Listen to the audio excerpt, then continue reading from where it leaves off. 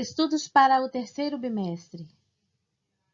O Renascimento, com a obra de Luiz Vaz de Camões, o Quentismo Brasileiro, Barroco, e a obra de Padre Antônio Vieira, no Barroco Português. E vamos trabalhar o filme O Nome da Rosa.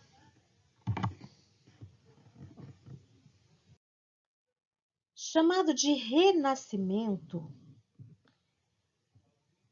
um movimento de renovação que surgiu na Itália no século XIV. E esse movimento ele foi tão importante, ele foi tão grandioso, que ele atingiu as artes, a cultura, a ciência. Então, ele influenciou diretamente a cultura desse momento do mundo. Foi um pensamento inovador que foi impulsionado para outras regiões da Europa e lá também promoveu mudanças na filosofia, na economia, na política. Esse movimento é também chamado de Renascença. E as transformações que aconteceram nesse período impactaram a mentalidade da história medieval. Olha, atingiu, influenciou o pensamento, a cabeça do homem medieval, aquele homem lá do trovadorismo e que logo depois entrou no humanismo. Então, aquele homem teocêntrico, esse movimento veio para trazer um novo pensamento, um novo jeito de viver e de um novo jeito de ser, marcando então a transição da Idade Média para a história moderna. Então, transição era um momento entre um e outro período da história. Lembra? Nós estudamos o trovadorismo, entramos no humanismo, que foi um momento de transição entre esses dois períodos literários, o trovadorismo e o renascimento. Aquele homem antigo, aquele homem teocêntrico que tinha o Deus no centro de todas as coisas, de repente ele começou a pensar um pouco diferente e ele começou a ter ideias renascentistas, mas ele ainda era um homem trovadoresco. Então, por isso foi uma transição. O homem começou a se colocar no centro das coisas. Ele era um homem agora antropocêntrico. Antropocentrismo. Então, agora ele começava a entrar no renascimento, mas ele não era nem apenas trovador e nem apenas renascentista. Então, é um momento de transição.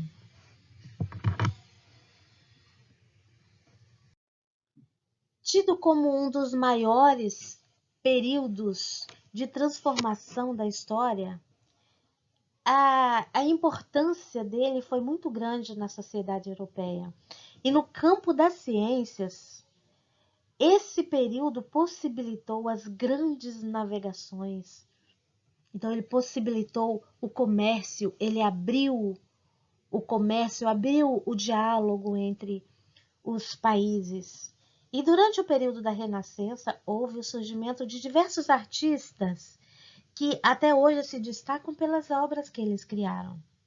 Nós vamos ver, então, um pouquinho apenas dos representantes, dos maiores representantes do Renascimento. Entre eles, podemos citar Leonardo da Vinci. Leonardo. Vocês conhecem bem, vocês sabem quem é essa pessoa. Da Vinci foi pintor, escultor, escritor, cientista, engenheiro. Ele era um homem espetacular, considerado um gênio.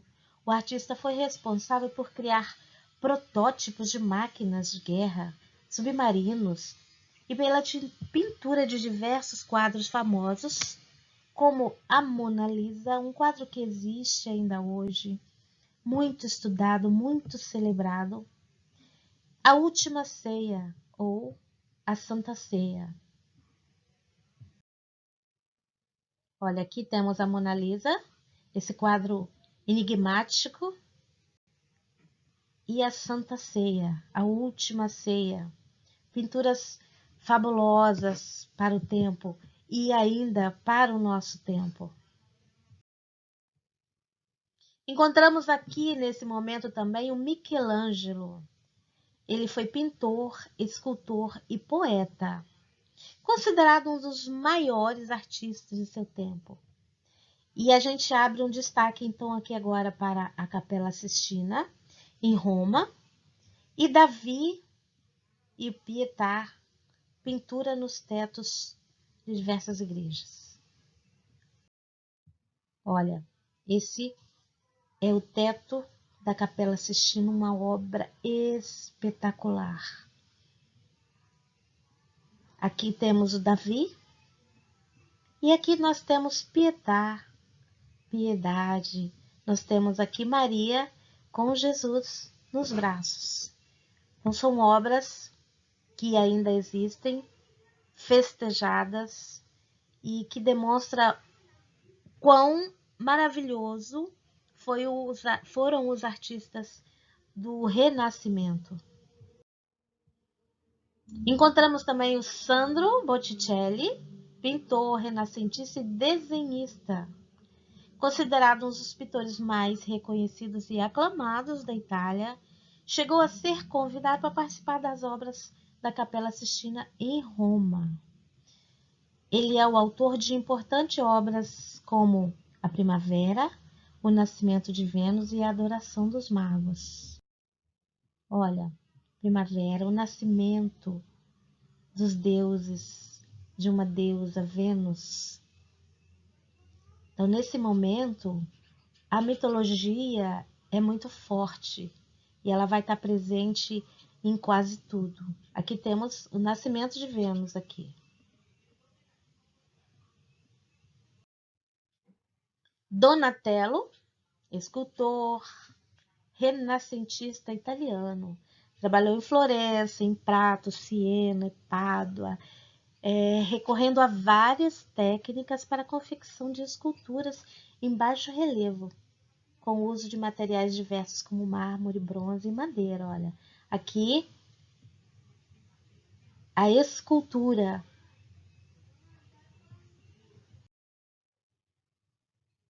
Davi e São Jorge, essas são duas de inúmeras obras desse artista. Classicismo. Classicismo foi a arte da, olha, literatura renascentista. Então, Renascimento foi o período, tá? Um período que englobou todo tipo de arte, ciência, filosofia, economia, política, certo? Agora, o nome da literatura desse momento é classicismo. Então, o classicismo é o nome dado ao estilo literário que surgiu na época do Renascimento, lá na Europa, no século XV a XVI. Foi um período de grandes transformações, momento em que a arte expressava novos conceitos na visão de mundo. Para compreender o classicismo, a gente precisa compreender um movimento denominado humanismo. Falamos um pouquinho já dele. O que foi o humanismo? Foi a valorização do homem e tudo que diz respeito ao homem. Um homem que estava se descobrindo, que estava se conhecendo, que estava começando a se valorizar como pessoa, como artista. Essa corrente que já começa a aparecer no fim do século XV defende o antropocentrismo. Antropo, homem. Centrismo, né? Centro. Então, o homem no centro, em oposição ao teocentrismo, Deus. Deus no centro. Esse momento era o momento do poder da Igreja Católica, que era a única igreja daquele momento, em que Deus era o centro de todas as coisas. Então, tudo naquele momento estava debaixo das leis, das regras e dos dogmas da Igreja Católica. Existia uma opressão muito grande nesse momento. Então, como transição, acabando aqui o trovadorismo, entrando num outro pensamento, olha, o humanismo, uma transição de um período literário para um outro período literário. Nesse momento, o homem humanista ainda tinha traços trovadorescos, mas já entrava no jeito de pensar, no jeito de viver do homem renascentista, se descobrindo, se valorizando, crescendo. O humanismo será então a base filosófica do Renascimento e, por conseguinte, do classicismo. Então, o humanismo foi um momento muito importante. Ele trouxe bases filosóficas, pensamentos muito importantes para o nascimento do homem renascentista. Algumas características do classicismo, como uma das maiores, a principal característica do classicismo está na imitação dos modelos clássicos greco-romanos, dos gregos e dos romanos. Os pensadores do classicismo acreditavam que seriam os gregos e os romanos. Olha, quem? Platão, Homero e Virgílio, a dominarem os ideais de beleza. Esses ideais de beleza nós estamos falando de literatura, tá? Da maneira como os autores escreviam. Então, a literatura desse momento estava impregnada do que diziam os grandes pensadores antigos. Assim, a busca pela perfeição literária, tá? A busca pelo equilíbrio entre os pensamentos, a pureza das formas e o rigor estético são as principais tendências desse movimento. Estamos falando de literatura, tá bom? Não estamos mais falando de pintura, arquitetura, escultura, não. Nesse momento, quando falamos de classicismo, estamos falando da arte literária do Renascimento. Então, aqui tem a ver com a poesia, tem a ver com o estilo e a estrutura da poesia desse momento, do soneto, das rimas, das palavras, tá? Então, quando a gente fala de perfeição, a gente está falando da beleza da poesia desse momento.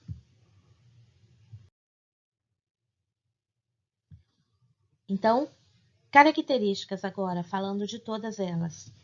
Como já falamos, a imitação dos clássicos autores gregos e romanos da antiguidade, uso da mitologia dos deuses e o uso de musas como inspiração.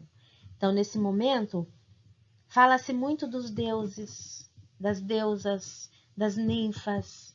Então, a mitologia grega e a mitologia romana está presente e é muito forte aqui. E o uso de musas, de pessoas, mulheres, como inspiração nesse momento.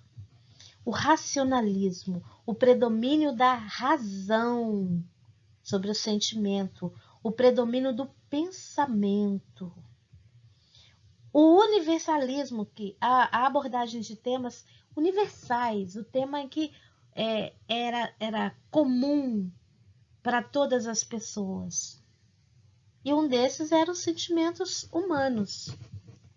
O amor, a dor, a paixão, o sofrimento. Então, temas que eram comum ao homem daquele momento. Ainda temos o antropocentrismo. O antropocentrismo é a base desse movimento, né? O homem como centro do universo. Então, não se cria mais em Deus aqui nesse momento? Deus morreu nesse momento? Não. Deus continua sendo o criador de todas as coisas, e inclusive do homem. Só que o homem se descobre como um ser pensante, como a maior criatura de Deus, uma criatura com inteligência, com entendimento, com capacidades. Esse é o momento de transformações. Um homem, então, que é capaz de se transformar, de se reinventar. Temos também a perfeição formal, o rigor em busca da pureza formal, em busca das palavras perfeitas dentro dessa poesia, e a busca do equilíbrio entre razão e sentimentos. Os temas das poesias aqui, falava-se sobre a moral, filosofia, religião, mitologia e política. Então foi um tempo de uma poesia muito forte e muito diversa. Falava-se sobre muitos temas nesse momento. Contexto histórico. Como era o mundo do homem? Como era a forma como ele vivia? O que acontecia nesse momento? Então, estamos na Idade Média. Um período que durou 10 séculos, né? Do século V ao século XV.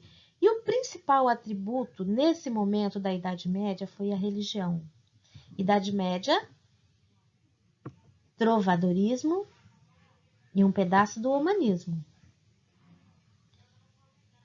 E esse momento da Idade Média esteve marcado pelo teocentrismo. A igreja mandava, a igreja prendia, a igreja matava, a igreja era poderosa nesse momento. Não estamos falando de religião, tá, queridos? Nós estamos falando de história e o que aconteceu nesse momento, tá bom?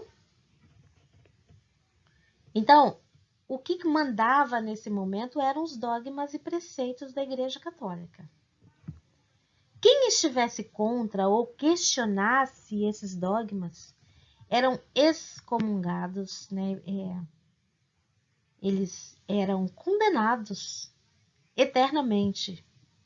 Além de sofrer o alijamento da sociedade, olha, além de ser afastado da sociedade, não fazia mais parte da sociedade. Ou, em último caso, até a morte. Tá? Então, quem estivesse contra a igreja, quem estivesse contra poderia até morrer. Então, ainda estamos aqui nesse momento, ainda temos esse pensamento, a igreja ainda é forte aqui. O humanismo que surgiu a partir do século XV na Europa começou a questionar diversas questões, entre elas o poder da Igreja Católica. O que acontecia nesse momento? Olha, falamos que é um momento de transformação, é um momento de invenções, é um momento de descobertas. Então, aqui começam as grandes navegações, a criação de grandes navios, capazes de cortar as águas dos mares, e o homem conseguia chegar a países distantes e a levar as suas mercadorias e trocar por outras. Então, o comércio se abria aqui nesse momento. Acontecia também a Reforma Protestante, que levou a uma crise religiosa encabeçada por Martinho Lutero.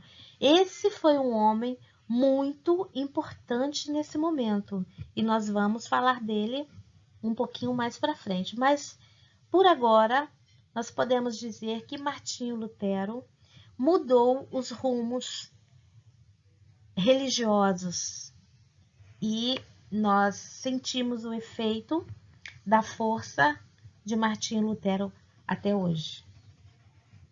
Aqui aconteceu a invenção da imprensa pelo alemão Gutenberg. Esse foi muito importante, a invenção da imprensa. Agora o homem conseguia imprimir os livros. Então o que isso significava? Significava que o pensamento, a literatura do momento, ela podia chegar a muitas pessoas. Agora as pessoas poderiam ter os livros nas mãos. E isso é riqueza, isso é sabedoria, isso é poder. Então esse momento foi muito importante para o nosso mundo hoje. E se nós temos em nossas mãos a riqueza literária de todos os tempos, começou aqui, ó. Aqui começava o fim do sistema feudal. Vocês se lembram daquela pirâmide? Deus, o rei, o clero, os soldados, os grandes senhores, aquela. Nesse momento aqui, o sistema feudal, ele começa a cair. Então, sai o sistema feudal, entra o início do capitalismo. Olha aqui, as grandes navegações. Início do capitalismo. Agora o homem poderia enriquecer. Lá atrás, o homem da Idade Média, o homem do período feudal, ele nascia escravo e terminava escravo. Agora o homem, ele poderia crescer na vida. Ele já conseguia mudar os rumos da sua história. E nós temos aqui também o cientificismo. A ciência, ela nasce aqui. E a gente vai falar disso também um pouco mais para frente. Autores. Os principais autores e suas obras. Nós falamos nesse momento exclusivamente de Luís Vaz de Camões, de Portugal, com sua obra Os Lusíadas. Fantástica. A maior poesia de todos os tempos. Na Espanha nós temos Miguel de Cervantes com sua obra mais notável, Dom Quixote. É clássico, tá? Até hoje ele é um livro muito pedido e muito lido. Já virou filme, né? Assim como Os Lusíadas. Para vocês verem como o homem desse momento cresceu, se destacou, né? Então destacam-se também os escritores humanistas italianos, Dante Alighieri, com sua obra mais popular, A Divina Comédia. Francesco Petrarca, o pai do humanismo e inventor do soneto, aquela estrutura 4-4-3-3, 2 quartetos e 2 tercetos. E Giovanni Boccaccio, com sua obra Magma Decamerão.